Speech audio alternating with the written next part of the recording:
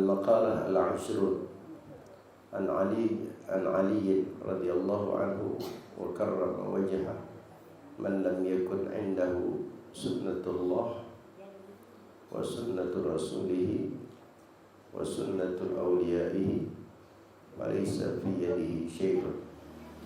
Qila lahu ma sunnatullah qala kitmanus sirr wa qila ma sunnatur rasul qala al-mudarah bainan nas wa qila ma sunnatu awliyaihi qala ma sunnatu awliyaihi qala ihtimalul adza 'anil nas wa kanu min qablina yatawasawna bi thalasi khisal wa yatakatabuna biha.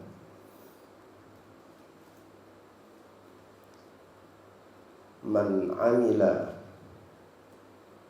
minal a'mal kafahu Allahu amra dinihi wa dunya wa man ahsana sariratuhu ahsana Allah alaniyatuhu wa man aslaha ma bainahu wa bainallah aslaha Allah ma bainahu wa bainan nas. Itu yang saya baca yang di kurung-kurungnya itu. Adapun di luar kurung itu syarah daripada kitab ini. Perkataan atau makalah yang ke-20 adalah ungkapan atau perkataan Al-Imam Ali karramallahu wajhah. Beliau berkata, man lam yakun indahu sunnatullah wa sunnatu rasulih wa sunnatu awliyaihi falaysa fi yadihi syai'. Siapa orang, kata beliau, yang tidak memiliki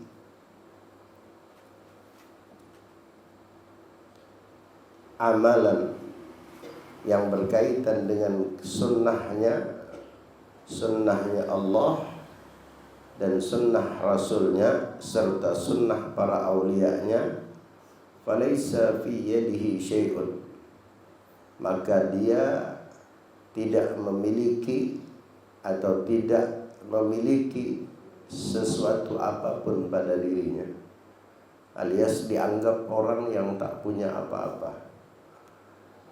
Ketika orang tidak memiliki 3 hal itu, kata Imam Ali, maka dia dianggap orang yang tak punya apa-apa, walaupun dia kaya. Kita menganggap kalau kita memiliki sesuatu atau punya sesuatu, kalau sesuatu itu berkaitan dan berhubungan dengan dunia, sehingga kalau orang tak punya harta, kita katakan dia miskin, tak punya apa-apa. Tapi Al-Imam Ali mengatakan orang yang tidak punya apa-apa bukan orang yang tak punya harta. Orang yang tidak punya apa-apa bukan orang yang tak punya jabatan, bukan orang yang tak punya kekuasaan. Tapi kata beliau, orang yang tidak memiliki apa-apa atau tidak mempunyai apa-apa adalah mereka yang tidak memiliki 3 hal ini pada dirinya: sunnahnya Allah, sunnahnya Rasul, dan sunnah para awliyanya. Ketika Imam Ali mengatakan hal demikian, maka para sahabat bertanya, wahai Imam Ali, apa gerangan yang kau maksud dengan sunnahnya Allah? Apa yang kau maksud dengan sunnahnya Rasul? Dan apa pula yang kau maksudkan dengan sunnah para awliyanya Allah? Maka Imam Ali pertama menjawab, yang dimaksud dengan sunnahnya Allah itu adalah kitmanus sirr, yaitu orang yang menutup rahasia. Itu berarti orang yang menjalankan sunnahnya Allah. Kita terkadang diberitahu atau mengetahui tentang satu rahasia, tapi terkadang kita juga tak mampu menahan rahasia itu. baik rahasia yang berkaitan dengan aib orang, celah orang, atau bahkan bisa jadi rahasia yang merupakan kelebihan diri kita. Al-Imam Ali mengatakan bahwa orang yang memiliki sesuatu itu adalah orang yang pertama dia memiliki sunnahnya Allah. Apa itu sunnah Allah? Dalam dirinya memiliki rasa kitman. Kitman itu menutup. Kitmanus sir, menutup rahasia. Banyak orang yang tak mampu menutup rahasia, apalagi rahasia orang, gatal kalau tak diomongkan. Ya. Memang sulit. Kitman sir. Orang yang mampu menahan itu, maka dia adalah orang yang menjalankan sunnahnya Allah. Karena Imam Ali mengatakan sunnah Allah itu adalah menahan atau menutup rahasia. Wa huwa akhfahun nas 'anil hadis inda syakhsin fa kitmanus sir wajib. Kitmanus sir adalah sesuatu yang disembunyikan oleh manusia atau oleh orang dari cerita di hadapan seseorang. Jangan menceritakan. Andai kata kita diberikan Allah kemampuan untuk beribadah, rutin tahajud, rutin witir, rutin bersedekah, rutin kebaikan rutin, dan itu anugerah dari Allah. Jangan kita ceritakan. Karena biasanya kita ini salah satu di antara yang merusak amal kita ketika amal itu kita ceritakan. Kok bisa? Karena dengan cerita itu biasanya timbul sifat riya. Karena riya itu adalah pamer dengan sesuatu yang kita miliki. Apakah ibadah, apakah harta, maka merahasiakannya itu adalah orang yang dikatakan kitmanus sir, atau orang yang menjalankan sunnahnya Allah. Tidak usah diceritakan. Diberikan Allah anugerah, katakanlah bertemu dengan Nabi, tidak usah diceritakan. Hari ini orang semuanya diceritakan, kelebihannya diceritakan, biar dianggap kalau dia punya keramat. Saya waktu itu, memang sulit. Sir itu rahasia diri kita, tidak perlu diceritakan di hadapan orang. Itu pertama. Yang kedua, apa itu sunnahnya Rasul? Qila wa sunnatul Rasul. Al-Imam Ali menjawab, sunnah Rasul itu adalah al-mudarah bainan nas, ramah di antara manusia.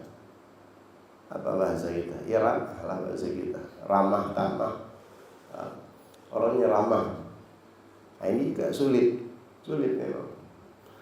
Ramah kepada orang yang kita cintai, itu semua orang sudah melakukannya. Bahkan bukan hanya orang muslim, non muslim pun begitu. Karena memang sifatnya manusia itu akan baik kepada orang yang tentunya baik kepada dia. Itu lazim itu. Tapi bersifat ramah kepada semua orang. Kalimat semua orang itu, apakah dia orang atas, orang bawah, orang besar, orang kecil, orang pintar, orang bodoh, orang alim, orang jahat, ramah dengan orang. Ini sulit. Ini bagian dari sifatnya Nabi. Makanya disebut dengan sunnatullah, sunnatun Rasul.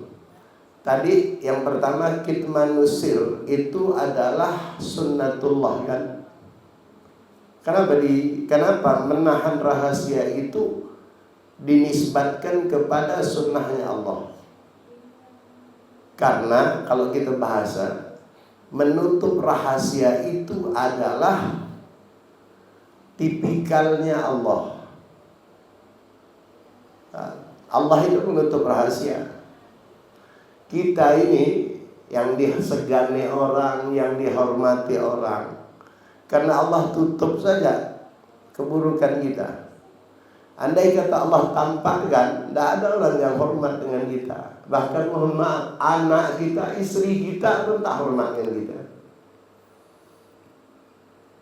Kita kemudian dipandang orang, Masya Allah. Karena yang Allah tampakkan kebaikan kita, Allah tutup keburukan kita. Andai kata Allah buka keburukan kita, waliyadzubillah, tidak ada orang yang mau senyum dengan kita. Tidak ada orang yang mau perhatian dengan kita. Sifat menahan rahasia itu sifatnya Allah.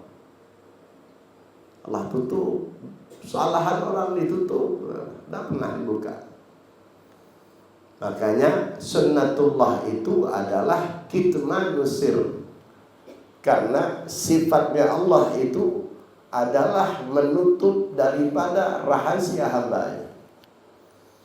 Kelak nanti baru Allah buka, untuk membuktikan agar kita sadar kelak nanti bahwa Allah Subhanahu wa taala adalah zat yang baik, sangat-sangat baik kepada kita. Kitmanus sir. Nah, yang kedua itu ketika ditanya apa sunnahnya Rasulullah, sunnah Rasulullah itu al-mudarah bainan nas, ramah pada manusia.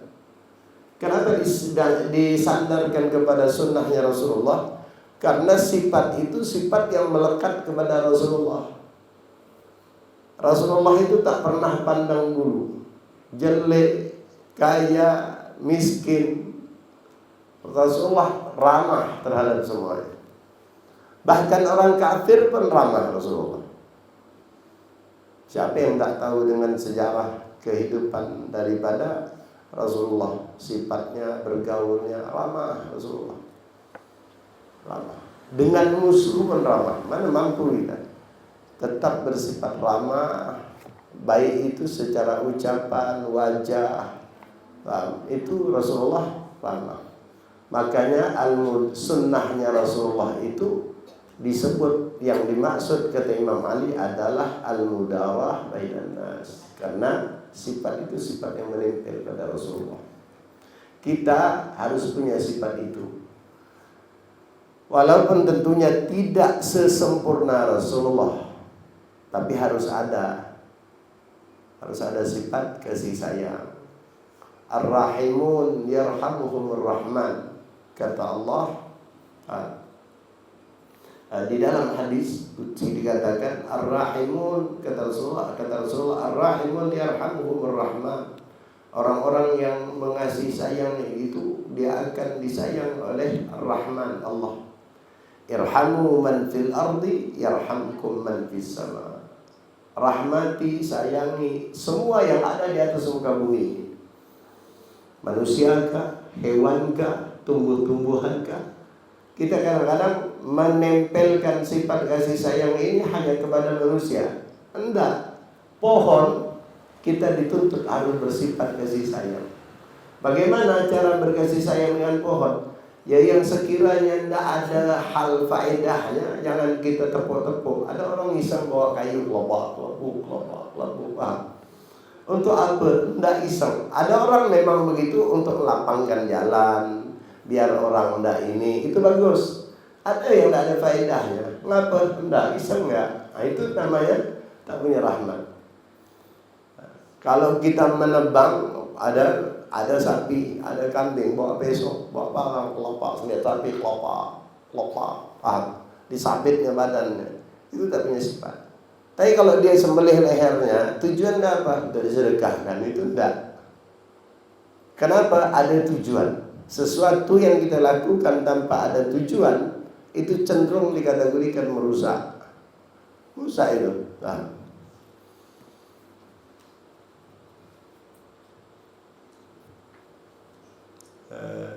Ar-Rahimun sunnatullah, sunnatul Rasul. Jadi sunnah Rasul itu mudawah bainan nas.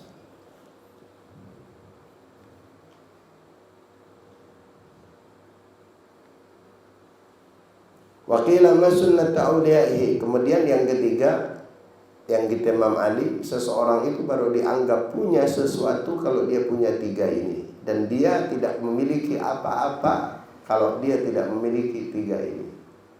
Apa yang ketiga? Yaitu sunnatul awliyaihi, yaitu sunnahnya para awliyanya. Ketika Imam Ali ditanya apa yang dimaksud dengan sunnah para awliyanya Allah itu, beliau mengatakan ihtimalul adza 'anil nas, yaitu menahan gangguan dari manusia. Nah, ini berat. Diganggu orang, dia tidak melawan, lebih menahan. Dicaci, dimaki, tak balas caci, tak balas maki, ditahan. Itu disebut ihtimal. Ihtimal itu menangguh atau menahan gangguan manusia.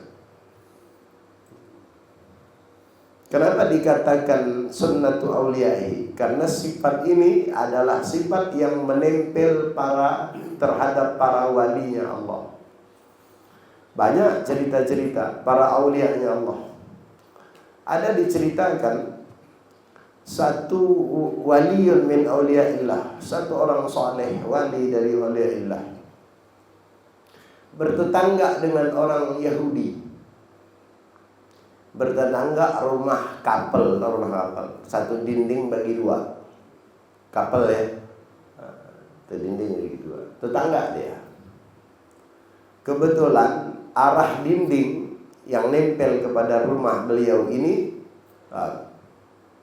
dibuat kamar mandi sama tetangga Yahudi sebelah. Dibolongkannya. Ya kalau dia buang air, buang apa itu masuk ke rumah kambing. Dia tegur enggak. Padahal kalau ditegur itu hak dia.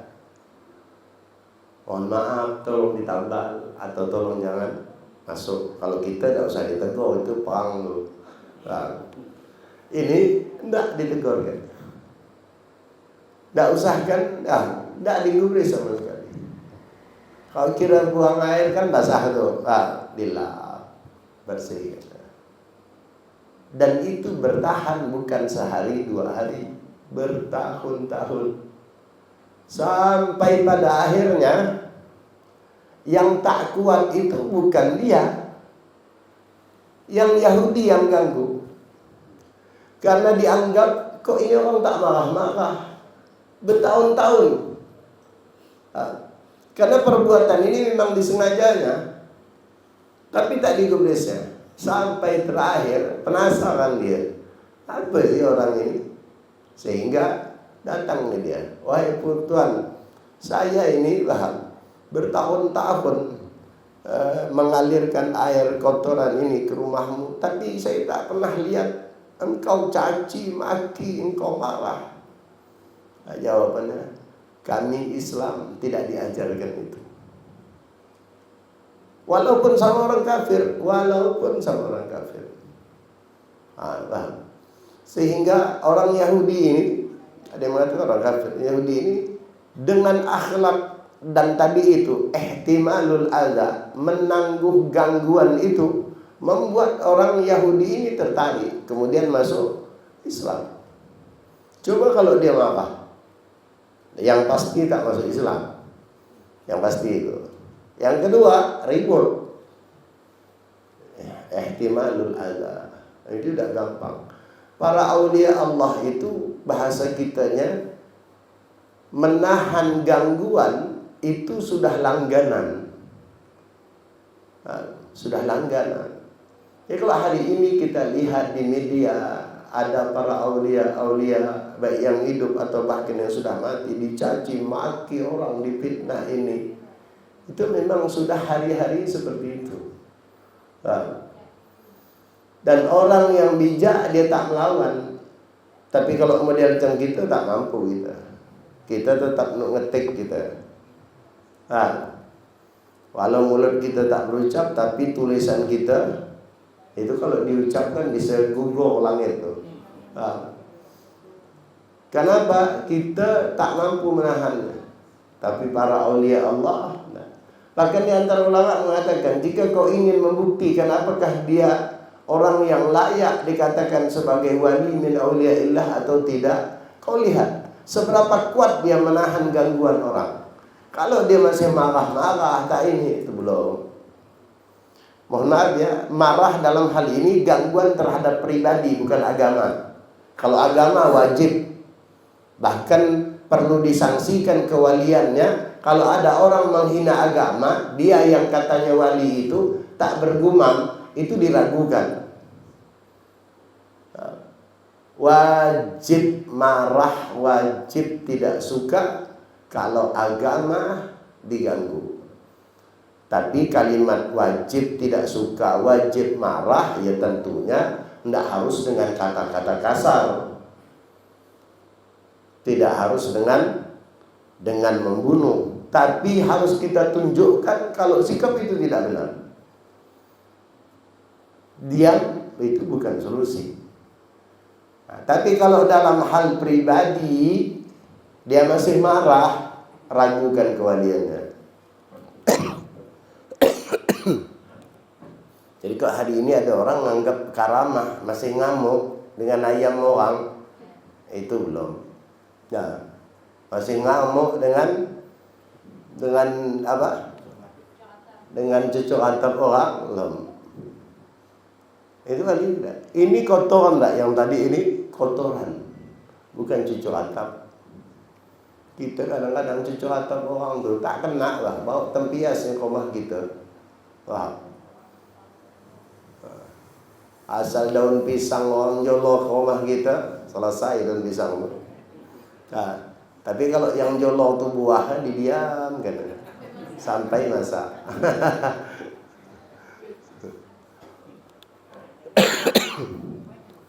Itu memang ihtimalul adza, itu memang sudah langganannya para aulia.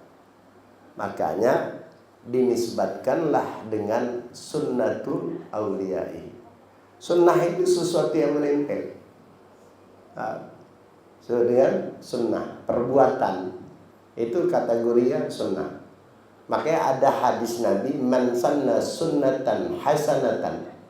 Siapa yang berbuat sebuah perbuatan yang baik. Jadi sunnah, sanna yusannu itu perbuatan. Wa man sanna sunnatan sayyi'atan. Jadi kalimat sunnah itu tidak harus bermakna sunnah Nabi. Karena makna sunnah itu cenderung pada perbuatan, tingkah laku. Itu namanya sunnah. Makanya sunnata auliyaihi itu adalah perbuatan, karakter daripada para walinya. Apa itu? Yaitu ihtimalul adza, mengganggu menahan dari gangguan, menanggung, menahan sama. Wa kanu min qablina yatawasawna bi thalasi khisal. Bahkan kata Imam Ali, mereka orang-orang terdahulu sebelum kami yatawasawna bi thalasi khisal. Mereka saling berwasiat dengan 3 tadi. Jadi 3 hal tadi itu selalu menjadi bagian dari nasihat atau wasiat mereka. Apa itu? Sunnahnya Allah, sunnahnya Rasul, sunnahnya aulia. Sunnahnya Allah kitmanus sir. Sunnahnya Rasul adalah al-mudarah bainan nas, berkasih sayang di antara sesama manusia. Kemudian sunnah aulianya ihtimalul adza 'anil nas, menanggung, menahan gangguan dari manusia. Itu menjadi bagian dari wasiat mereka. Selalu diingatkan 3 hal ini. Wa yatakadabuna biha, bahkan kalau mereka tidak bertemu, maka nasihat ini mereka layangkan melalui surat. Maka ciri khas para aulia kita, mereka walaupun para ulama yang di sini dengan yang di Jawa jarang bertemu, karena tidak macam sekarang. Walaupun tak bertemu bisa video call. bisa telepon. Zaman dulu udah ada. Kalaupun harus bertemu, prosesnya panjang, naik kapal. Nah, itu pakai layar, belum pakai mesin. Mulai ada mesin, tapi mesinnya cepat gak berjalan daripada naik kapal. Tuh lama. Nah, mereka tulis surat, saling menasihati, wahai fulan, hendaknya begini. Jadi orang dulu sudah terbiasa dengan wasiat atau saling menasihati, itu biasa. Kita kalau hari ini kita tulis wahai fulan, hendaknya kau begini, kita balas, ente ini siapa? Kita begitu. Mereka saling menasihati. Maka di dalam mukatabah disebut mukatabah mereka itu nasihat-nasihat yang hari ini di antaranya bisa kita baca. Itu biasa kalau di hall-hall itu dibaca. Wa kana fulan bin fulan bersurat kepada ini, dalam suratnya beliau mengatakan ini wahai fulan dan fulan. Kadang-kadang di dalam situ memang kalau memang ada kemuliaan pada orang yang dituliskan suratnya, dipujinya. Itu orang dulu.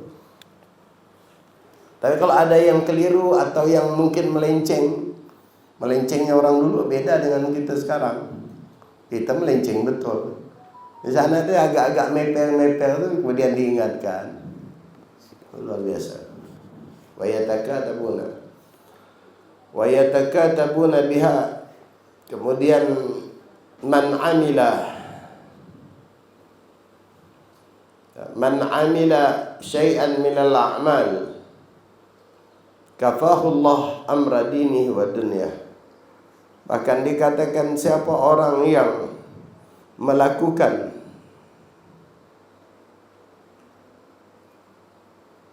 daripada amal-amal, ya, amal-amal itu maksudnya amal akhirat. Siapa orang yang beramal dengan amalan akhirat, maka kafahullah amra dinihi wa dunya, maka Allah akan cukupkan untuknya perkara dunia dan agamanya. Agama itu arti dunia dan akhiratnya. Siapa orang yang beramal dengan amalan akhirat, Allah cukupkan dunia dan akhiratnya. Maka para aulia Allah itu dia tidak mikirkan kerja. Nah, kenapa? Mereka sudah memiliki kebulatan tekad bahwa Allah akan menjamin. Masalah caranya jalan mana tidak penting bagi mereka. Mereka beribadah, Allah cukupkan dunia dan akhiratnya. Nah, itu keyakinan mereka mantap. Kita ini bukan tidak diberikan Allah, tapi karena kita sendiri kurang yakin. Kurang yakin. Man ahsana sariratahu ahsanallahu alaniyatahu. Di antara surat yang biasa mereka layangkan isi atau kandungannya, wa man ahsana sariratahu, siapa orang yang baik sariratahu, hatinya. Sarirah adalah sanubari kita, hati sanubari kita. Ahsanallahu alaniyatahu, maka Allah akan perindah, perbaiki daripada zahirnya. Alaniyah itu zahir. Allah akan baikkan daripada zahirnya kita, alaniyah. Kalau kita baik, sanubari kita, hati kita, maka Allah akan perbaiki juga tingkah laku kita. Karena memang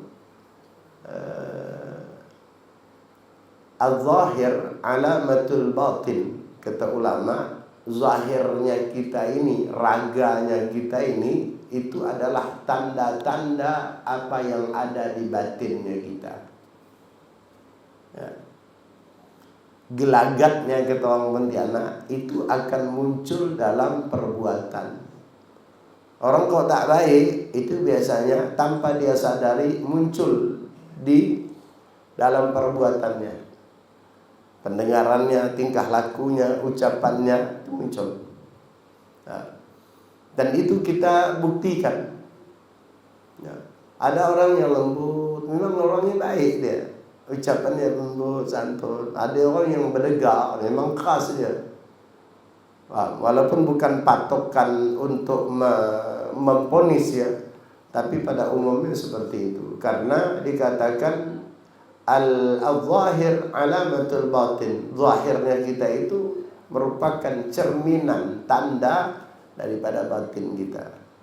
Ya, orang kalau baik, auranya aura bagus.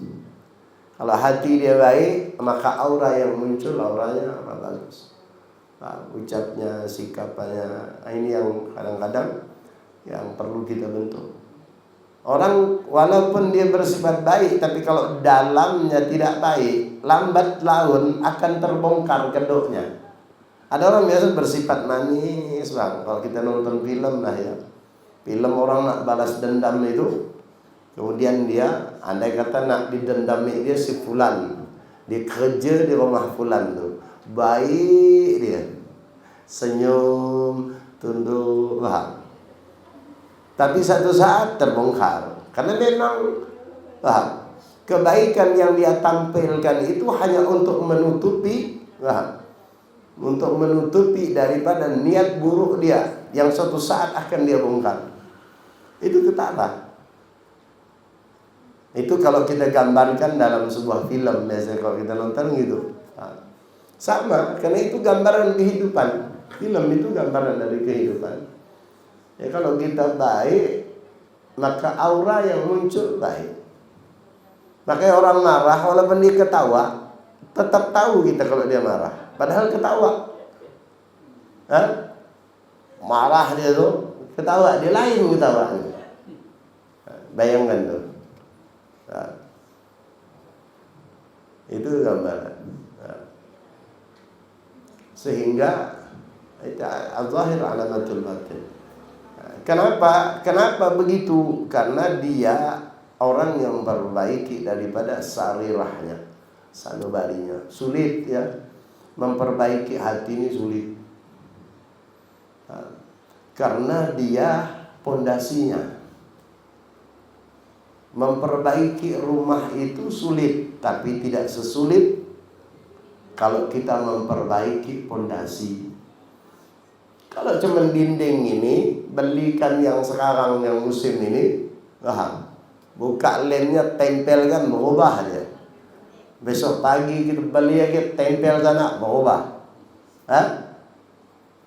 Tapi kalau rumah mereng,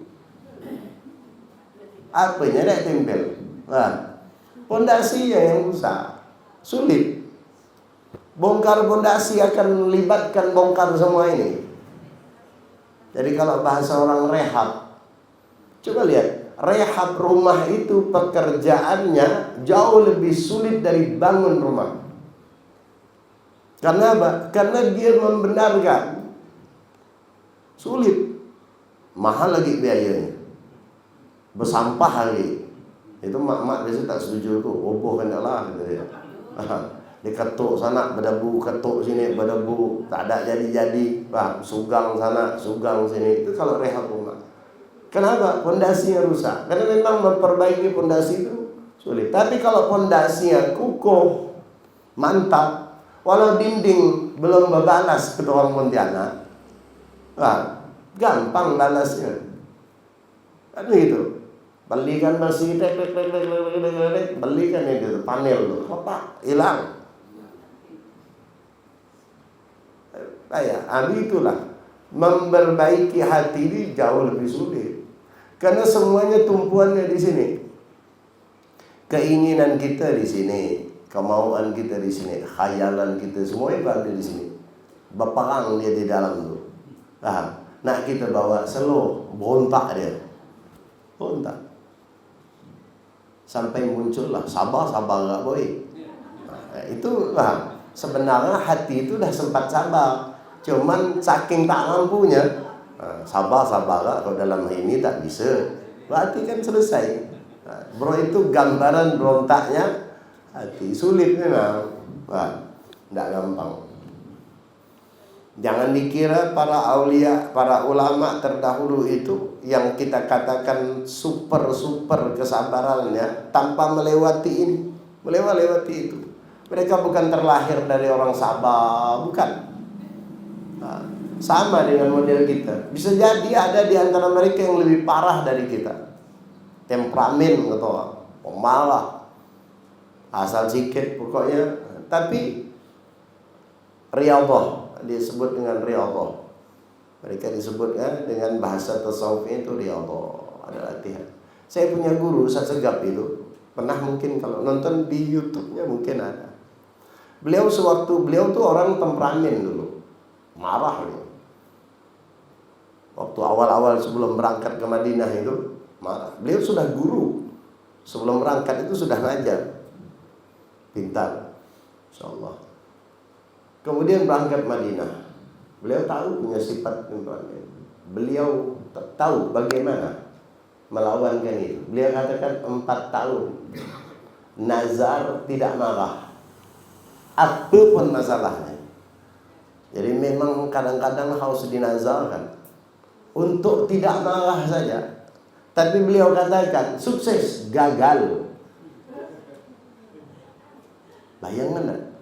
Gagalnya itu di penghujung lagi, bukan menyakitkan.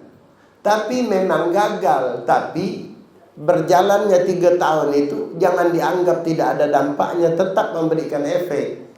Hanya kalau hitungan yang kita maukan itu gagal. Sukses, lihat senyum, kalian orang senyum, macam mana? Bayangkan tuh, ini kecilnya. Jadi kata beliau 4 tahun saya beliau yang tidak mampu tuh ketika abahnya beliau, termasuk guru saya, karena saya mendapatkan Habib Hasan. Abahnya beliau itu saya dapatkan 2,5 tahun atau 3 tahun. Ketika abahnya beliau Habib Hasan Baharun pergi ke Mekah, kan didampingi oleh anaknya. Nah, ada tingkah-tingkah orang yang kalau bahasa kita kurang ajar dengan abah beliau. Ya kita sebagai anak ya marah kalau orang tua digitukan. Itu tak nunggu ustaz, tak nunggu kiai, marah kita. Marah beliau. Nah, sampai lupa beliau dengan nazarnya. Padahal marah itu tidak mukul, tapi beliau jawab dengan kata-kata. Itu salah satunya. Nah, bayangkan, ini baru sekelas beliau. Jadi jangan dikira tanpa latihan, karena memang sulit. Jadi kalau kita mungkin masih ada sifat-sifat itu dengan kedudukan kita ini, bahasa kita wajar. Percuma ya kau taklim, siapa malam Rabu taklim, malam Selasa taklim, marah. Ya, tidak ada yang percuma. Kita sedang dalam proses. Mana kita tahu? Kadang-kadang perubahan yang sedikit demi sedikit itu sering tidak kita rasakan. Dan Allah kadang-kadang memang di dalam merubah seseorang itu tidak 100%. Apalagi kalau kaitan dengan agama.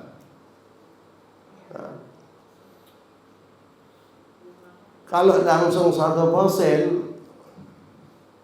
tak muat, tidak ada orang bisa lewat di Rang Limbong. Penuh orang taklim. Kalau sekali bensin, enggak, memang begitu. Tapi yakinlah ada perubahan. Gini, saya pernah mengalami ini. Saya ketika balik kadang-kadang dari mondok itu, ketika pulang dari selesai sudah saya mondok, saya balik ke rumah itu ada buku-buku saya yang dulu itu saya kumpulkan. Buku-buku yang waktu belajar dulu itu dari kelas 3. Saya masuk kalau tidak salah kelas 3 ibtidak SD. Agamanya ibtidak kan. Sampai kelas ini, sampai kelas terus lanjut. Nah, ada di antara buku-buku itu yang masih tersimpan. Saya buka-buka. Penuh. Buku nih, kitab nih penuh. Penuh artian, tahu artian? Hadis Nabi di bawah nih asal ada bolong-bolong nih, ada situ arti. Wah, gelap kitab tuh. Saya lihat-lihat, ya Allah, dia bilang bodoh, apalah ini ya diartikan. Cuma ini ya diartikan. Saya ini berkata seperti itu. Kapan? Setelah saya sekian tahun. Tapi menunjukkan kalau saya dulu bodoh. Yang hari ini saya katakan Allah, macam ini ya kau artikan. Masa tak tahu? Itu kan sekarang kita ngomongnya. Dari situ saya tahu bahwa perubahan itu tak terasa. Sama dengan kita taklim nih. Kayaknya biasa-biasa aja. Enggak ada. Kayaknya sama. Enggak ada. Cuman karena perubahan itu sedikit-sedikit, kita tak sadar. Dan itu terjadi dalam semua, baik dalam ilmu agama ini, dalam kehidupan kita. Kadang-kadang kita hari ini dalam hidup nih, dalam hidup dunia kita rumah tangga, kayaknya dari awal kawin sampai sekarang nih gini-gini ya aku nih. Seringkali kita ngomong, coba kita cek ulang. Awal kita kawin tuh apa yang kita punya? Berapa piring kita? Ini yang khusus ibu-ibu nih. Piring kita berapa? Tupperware kita berapa? Tas kita berapa? Sekarang dah banyak dah. Tupperware dah tak muat satu lemari. Pesan lagi. Kenapa? Kita belinya dikit-dikit. Atau yang Allah hadirkan itu sedikit-sedikit. Tak sadar. Kita merasanya kayak macam dulu saja.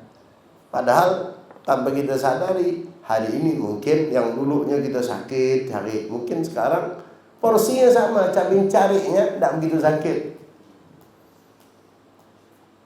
Gitu. Jadi kalau nak nyadarkan orang rumah itu, bawa makan keluar, ingat-ingat dulu. Ingat waktu kita kawin dulu. Apa? Kita tak punya ini, tak punya ini.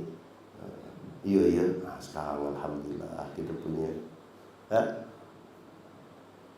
Dulu kita tak ada mesin cuci, berperas lah. Aku meras, kau jemur. Kan? Sekarang alhamdulillah, walaupun bukan merek ternama, tapi tangan dah tak mutar, meras seorang. Cuman kebas-kebas. Kan? Pada Kelantan. Cuman bini yang ngomong. Cuman kata dia tak suka aku. Dulu kau pandai jemur, sekarang tak lah. Kadang-kadang kita tu kadang-kadang merasa gitu. Iya. Kadang merasa. Kenapa Allah berikan gini? Kalau kita sakit, tahu-tahu dapat 2 miliar, itu nampak. Gaya kita berjalan pun tak nyaman, kerana belum terbiasa. Jingkrak-jingkrak apa? Bayangkan orang hidup sakit atau kaya. Faham? Pakai dulu sendal biasa, nak beli pula sendal yang tinggi itu, tapi belum terbiasa. Lewat digertak ke puas, apa tak jabur. Yang sikit-sikit sama. Iman kita juga sikit-sikit. Jadi jangan dianggap ibadah yang kita lakukan tak ada dampak. Tetap ada dampak. Hanya itu tadi itu, karena Allah memberikan sedikit-sedikit ada rasa.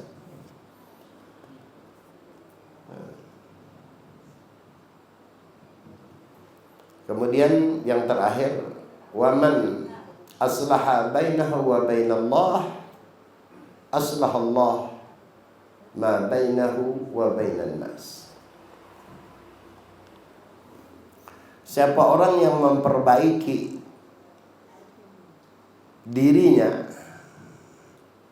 antara dia dan Allah, bahasa kita ya, antara dia dan Allah. Maksudnya apa? Kita memperbaiki amal ibadah kita antara kita dengan Allah, alias bukan karena siapa-siapa. Kalau bahasa orang sekarang ikhlas. Itu namanya kita beramal berbuat antara kita dengan Allah. Hari ini kita berbuat memang cuman bertiga. Kita, orang lain, Allah. Kenapa kau rajin? Karena kita bisa jadi pengen dapat pujian ini. Baru bukan langsung dengan Allah. Maka siapa orang yang memperbaiki, coba kalimatnya memperbaiki, artinya sesuatu tadi paham umumnya terjadi begitu, tapi perbaiki. Yang kadang-kadang kita beramal tuh ria atau karena tidak enak ke orang. Kemudian sehingga kita melakukan sesuatu tadi terpaksa. Tak apa, perbaiki itu. Perbaiki. Kita disuruh memperbaiki. Bukan meninggalkan amalnya. Keliru, disuruh perbaiki. Ada orang, malas aku sholat, barulah percuma ya, ria. Lalu tak sholat lah, nanti ya kalau dah bisa ikhlas bawa aku sholat. Matilah, sampai mati. Maka disuruh perbaiki. Ada yang tak baik, perbaiki. Maka kalimat yang dipakai oleh beliau Imam Ali, kalimatnya man aslaha ma bainahu wa bainallah. Karena hubungan ini kadang-kadang tidak murni. Caranya bagaimana? Perbaiki. Macam mana jadi murni? Karena Allah. Kemudian apa upah atau hikmahnya, faidahnya? Kalau seorang mampu memperbaiki hubungan dia dengan Allah, maka kata Imam Ali, Allah akan berjanji, Allah akan perbaiki hubungan dia dengan manusia. Kalau hubungan dia dengan Allah baik, manusia itu diperintahkan oleh Allah untuk berbuat baik kepada dia. Makanya kalau kita lihat ya, ada orang saleh, kerja dadak semua dadak, tapi Allah suruh datang ke dia sana.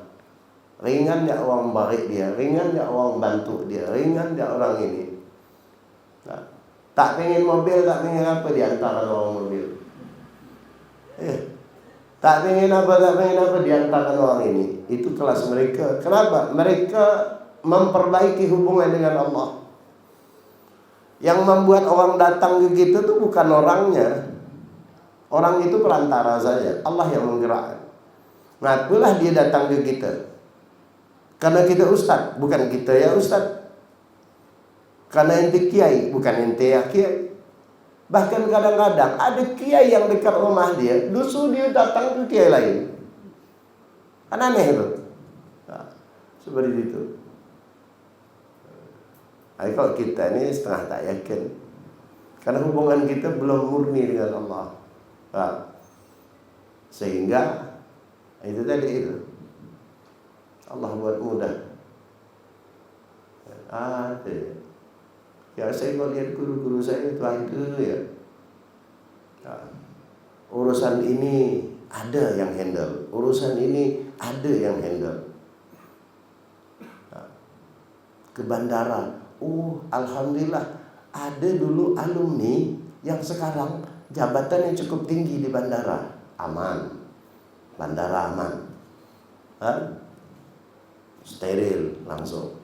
Pergi lagi ke sini, ada murid dulu di hotel, dulu kerja sampai di Saudi itu ada mantan alumni walaupun sebentar, dia kemudian kerja di perhotelan Saudi. Waktu Habib Zain dulu ke sana, kemudian di tempat yang sama, fasilitasnya beda. Kenapa? Dia punya jabatan di situ. Kamarnya tak berubah, tapi makannya beda. Itu lo lihat. Pokoknya Allah buat permudah. Dan kadang-kadang kita sendiri pun hanya kadang-kadang cara ketika kita pergi ke mana, ke bocor, ke habis bensin, ada yang orang Allah utus.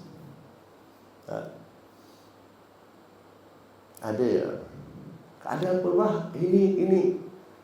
Ayo, itu dah cukup. Jangan pula minta kau tak isikan bensin ya. Dia dorong kita tu dah cukup sudah. Kita ni kadang-kadang merasa ditolong kurang. tolong. Apa? Ada bensin, ada tidak? Ada sekalian. Okok-okok. Panjang pun cerita. Itu yang bikin Allah kesal. Kau tak sadar diri. Tapi kadang-kadang kita diberikan Allah kemudahan macam itu. Faham? Kemudahan-kemudahan ada. Ya tidak mudah mulus, tapi sebenarnya ada jalannya. Ada ya jalannya. Subhanallah. Wah. Pada ini kita ni tidak harus menunggu orang soleh, hendak. Kadang-kadang kita semua mengalami. Ada ya gitu, ada jalannya. Dan itu yakinlah. Allah tidak gerakkan orang tadi kecuali karena ada sesuatu yang kita lakukan yang membuat Allah ridha. Sehingga Allah turunkan rahmatnya, dibantunya ini. Dan banyak kejadian macam ini belonggok orang benar. Allah berhubungan memang baik. Bahkan ada di antara ulama mengatakan, ketika orang memperbaiki hubungannya dengan Allah, yang Allah perbaiki yang Allah akan jadikan manusia baik dengan dia. Bahkan ulama mengatakan bukan hanya manusia, binatang. Ada di dalam cerita yang berhubungan dengan Burdah itu. Orang dia mampu menundukkan harimau. Bayangkan. Harimau yang garang buas tunduk. Bukan dia yang sebenarnya. Tapi hubungan dia dengan Allah baik. Ini makhluk Allah. Allah buat tunduk dia. Kita tuh heran-heran. Keramat nih. Wah, mesti ada bacaan. Ya kalaupun ada bacaan, tapi itu hanya sarana saja. Coba kalau suruh kita baca. Tahu harimau dekat kita tu, lepaskan kurungannya, berikan bacaan yang dibaca wali tadi itu. Tambah garang dia. Tak bisa. Itu salah satunya. Man aslaha ma bainahu wa bainallah, aslahallah ma bainahu wa bainan nas.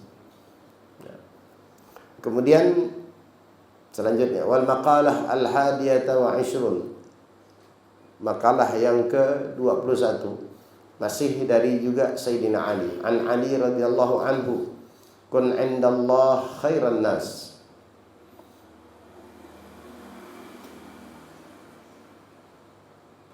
Kun 'indallah khairun nas harusnya. Kun 'indallah khairun nas wa kun 'indan nas syarrun nas. Jadilah engkau, kata Imam Ali, di sisi Allah itu sebaik-baiknya manusia. Wa kun 'indan nafsi, dan jadilah engkau pada dirimu syarrun nas, seburuk-buruknya manusia. Ini berat. Menjadikan diri kita sebaik-baik manusia di sisi Allah itu berat. Menjadikan jiwa kita, nafsu kita buruk, di hadapan wakun inda mana tadi? Wakun indan nafsi syarrun nas, dan jadilah engkau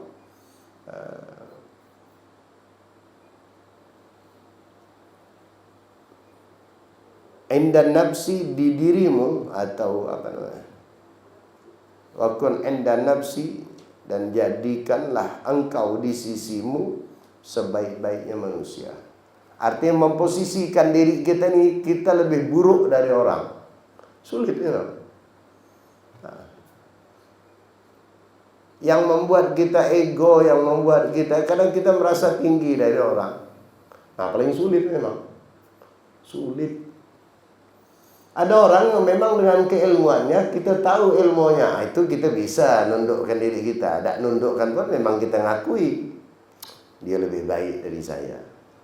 Tapi ketika orang tersebut di mata kita lebih di bawah kita, pendidikannya, ekonominya, apanya, kemudian kita menganggap diri kita lebih buruk dari dia, itu agak sulit. Paham? Berontak kita punya hati, kita punya nafsu, tidak setuju. Tidak ente yang baik. Paham? Ada orang yang bahasa ya, tapi bahasa buat-buat tawaduk. Ente Masya Allah, anda ni bukan apa-apa, ente Masya Allah. Ada orang bahasanya bahasa tawaduk. Antum ketika dibantai orang semua, gila diparap semua, aku tak tinggalkan. Tadi nyodor-nyodorkan orang. Nah. Sila dulu. Nah. Adalah kalau aja dulu. Nanti dibilang tak nawar-nawarkan dia, padahal tadi 2-3 kali sorong dah. Karena kadang-kadang kita ini tawaduk tapi ucapan. Tawaduk itu letakkan bukan di ucapan, hati. Sulit memang memposisikan diri kita lebih rendah dari orang lain, itu sulit. Apalagi kalau kita ini punya sesuatu. Kalau memang tak punya sesuatu, memposisikan diri kita rendah dari orang lain, memang tak diposisikan pun dah posisi di situ. Kita pernah belajar, tahu agama, terus nak memposisikan orang lebih tinggi dari kita, macam mana? Oh, tak terima hati kita. Tak terima hati kita. Kadang-kadang kita ini bukan hanya ketika orang tidak memposisikan kita saja, kita tersinggung. Macam mana kalau kita sendiri memposisikan diri kita di posisi yang bawah? Sulit. Orang saja kita dah posisikan diri kita, aku nak memposisikan diri aku ni, nak angkat. Tapi direndahkan orang, tersinggung tu. Dari bawah, dari jauh duduk sana, tak ada dia, lihat dia, tak ada suruh naik, tak ada di pelawa orang Pontianak. Sudah. Kalau gitu mungkin dia ni tak ada, balik dia tak lama. Hila kata dia, aku tak ada ni, biarkan aku duduk di bawah. Belum tahu aku ke apa dia ni. Berarti tinggi. Coba lihat, belum tahu anak ke apa dia ni. Kalau kita ni orang biasa-biasa, okeylah. Ini masa dia lihat aku dia ni, dibahas panjang lebar. Senyum ya dia, kan suruh naik kita. Kita dengan saudara kita kadang-kadang kita merasa lebih tinggi. Macam mana dengan orang? Nah, dengan saudara kita ya kadang-kadang kita masih tersinggung. Aku ni abang. Oh adik. Sulit memang sulit. Itu memang keadaan kita seperti itu. Jadi kalau kita di posisi itu sebenarnya tak usah kaget. Karena memang itulah kerja nafsu. Terus kita bagaimana belajar? Belajar ini salah satu. Maka saya berkali-kali katakan bahwa saya yang ajarkan ini bukan saya lebih baik. Semua ini mukul kita semua. Semua ini itu memberi kita semua kemampuan. Karena memang sulit memang memposisikan hati sulit. Kita kadang-kadang lihat orang ya kita masih gaya. Bukan dia ganggu, kita terganggu. Allah hui, kata kita sadar diri, bukan aku tak tahu kau tu gaya macam orang kaya. Balik ke rumah makan pakis. Itu kan rasa kita ya. Padahal dia tak ganggu kita. Bayangkan kita punya hati itu. Andai kita tak komentar, ngapalah. Tapi memang nikmat komentar tu. Lagi ada kawan, kau lihatlah, kau lihat. Kau lihat.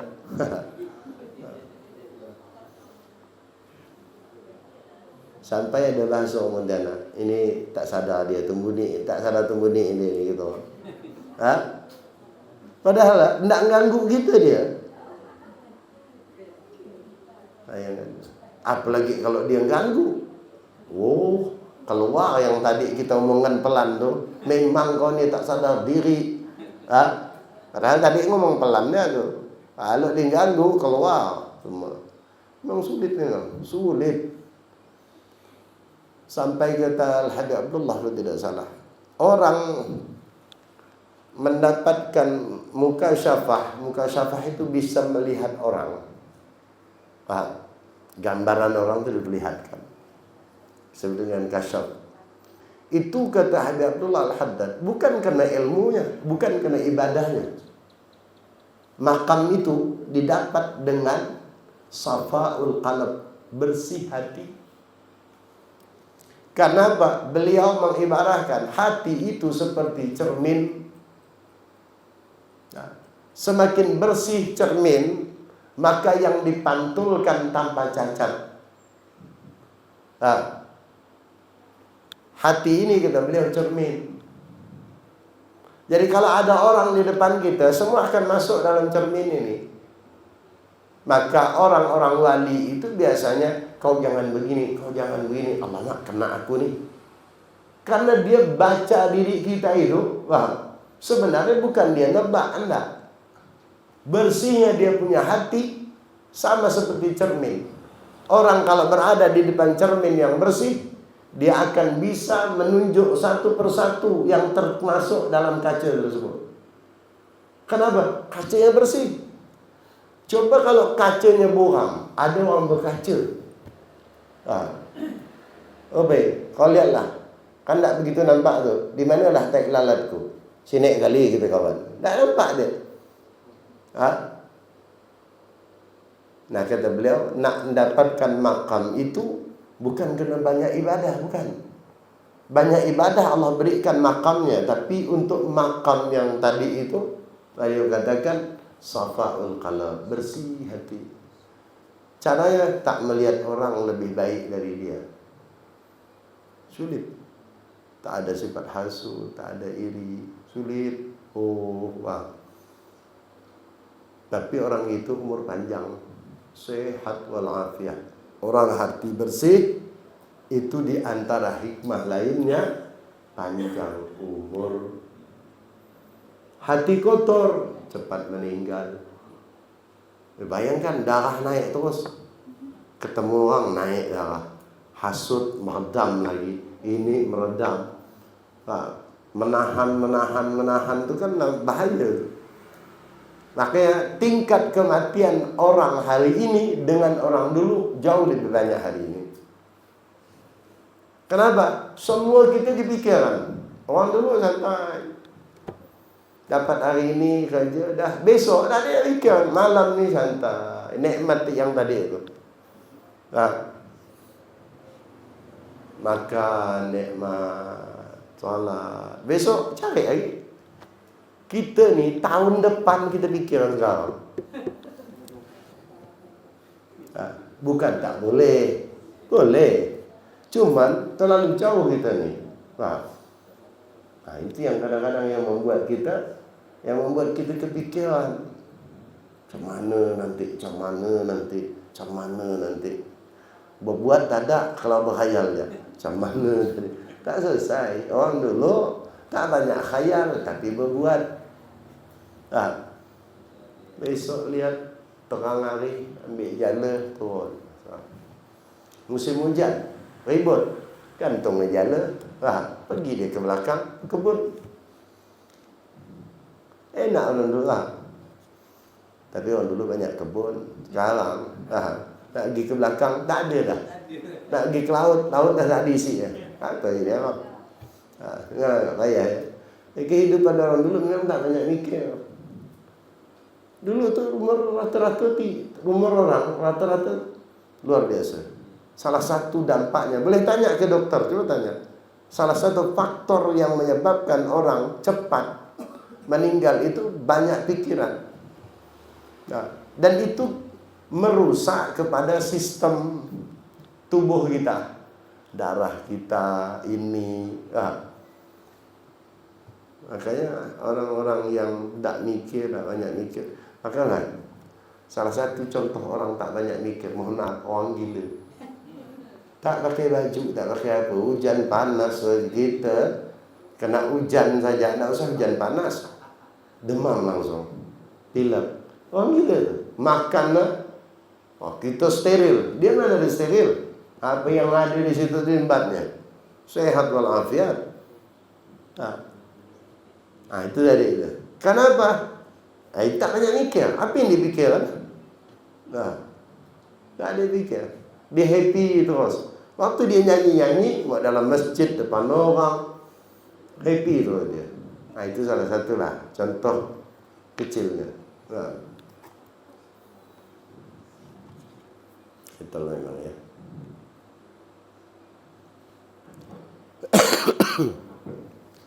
Kemudian kita selesaikan. Sudah selesai belum? Wa kun 'indan nas, ada 3 kalau salah. Wa kun 'indan nas rajulan minan nas. Itu lanjutannya ya. Hadis-hadis yang lain ada. Kun 'indallah khairun nas wa kun 'indan nas, 'indan nas, 'indan nafsi, bukan 'indan nas, 'indan nafsi syarrun nas. Kemudian selanjutnya wa kun 'indan nas rajulan minan nas. Jadilah engkau di hadapan manusia. Jadilah engkau di hadapan manusia sebagai manusia biasa. Wa kun 'indan nas rajulan minan nas. Jadilah engkau di hadapan manusia itu bagian dari manusia itu. Membaur kalau bahasa orang sekarang. Tak usah nak terlalu memisahkan diri. Ikut berbaur. Wa kun 'indan nas rajulan minan nas. Kau seperti atau bagian dari mereka. Memposisikan diri kita sebagai mereka. Yang sulit ya. Ketemu dengan orang miskin, bagaimana kita bersifat seperti sikap dia dari segi tempat. Jadi kalau kita kawan dengan orang yang mungkin kurang ada, kita biasa ada, kemudian ngisi lagi nginap di sini, wah, tak ada kamar lain ke?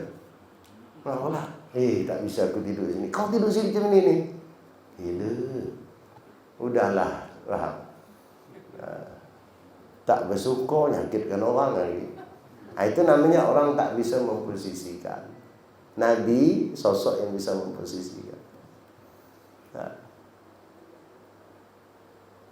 Yang Nabi yang dihidangkan kepada Nabi yang in a'jabahu akalahu. Kalau sesuatu yang dihidangkan itu menarik bagi Nabi, Nabi makan. Wa in lam yu'jibu tarakahu. Nabi kalau tak pengen, tinggalkan. Tapi tidak dihinanya. Sudah makan.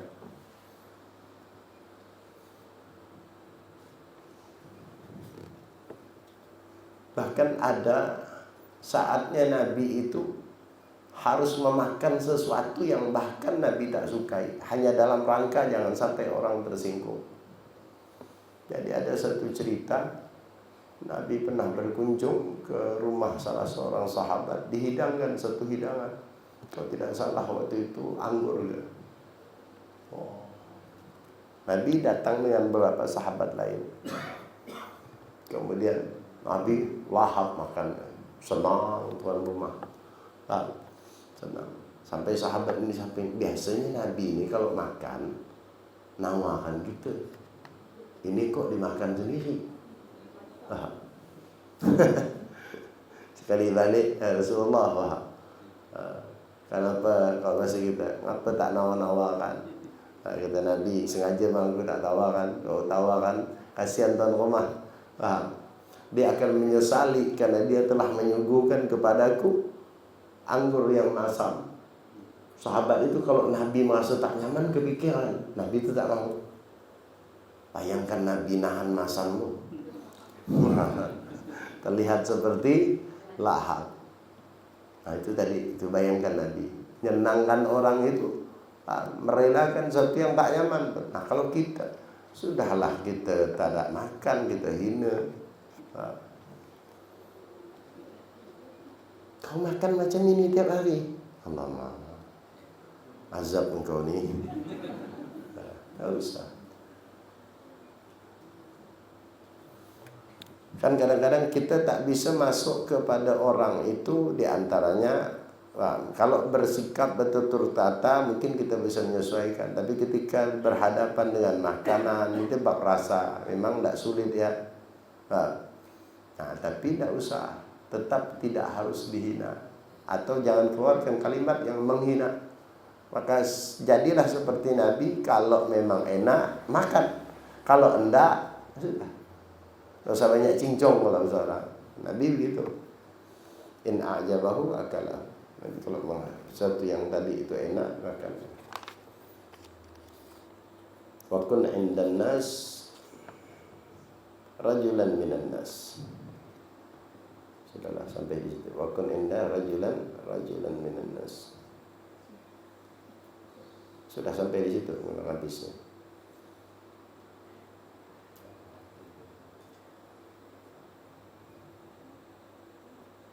فإن الله يكره أن يرى عبده متميزا عن غيره كما في الحديث وكان بعضهم يدعو بهذا الدعاء اللهم اجعلني صبورا واجعلني شكورا واجعلني بعيني صغيرا وفي أعين الناس كبيرا.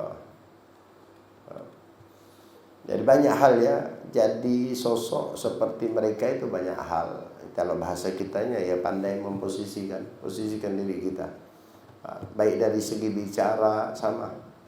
Kalau bicara dengan orang yang kampung ya jangan bicara terlalu tinggi. Walaupun kalimat itu tidak ada salahnya, tapi tidak tepat sasaran. Nanti mereka merasa kalau mereka itu bodoh, tidak usah. Sama seperti biasa. Memposisikan diri kita.